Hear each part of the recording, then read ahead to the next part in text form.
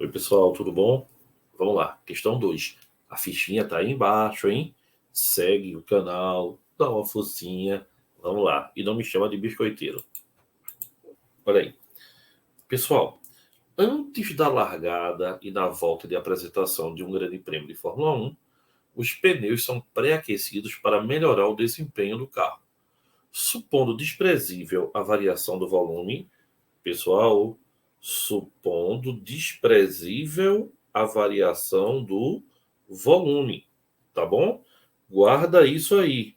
Ou seja, não vai haver variação de volume, tá? O volume é constante.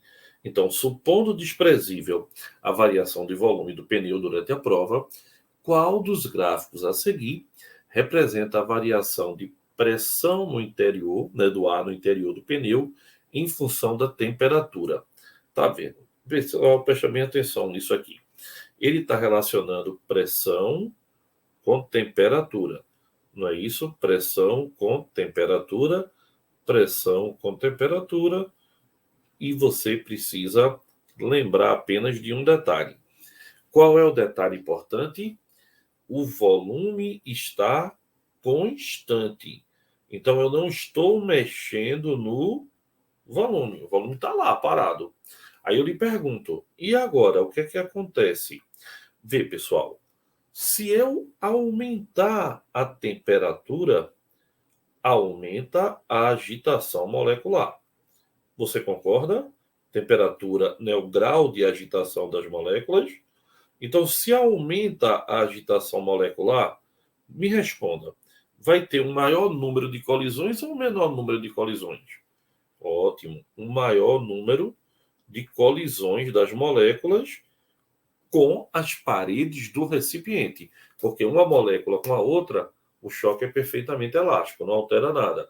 Mas agora você aumentou o número de colisões entre quem?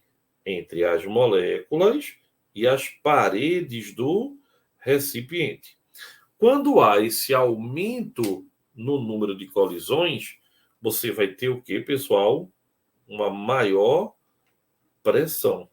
Então, chegou no ponto que a gente queria falar. Pressão e temperatura são o quê? Pressão e temperatura a volume constante. Olha bem, isso é um detalhe importante. Pressão e temperatura a volume constante são diretamente proporcionais. Então, eu posso dizer que se eu aumento a temperatura, eu aumento a pressão. O único detalhe, pessoal, é que, lembre-se, tá?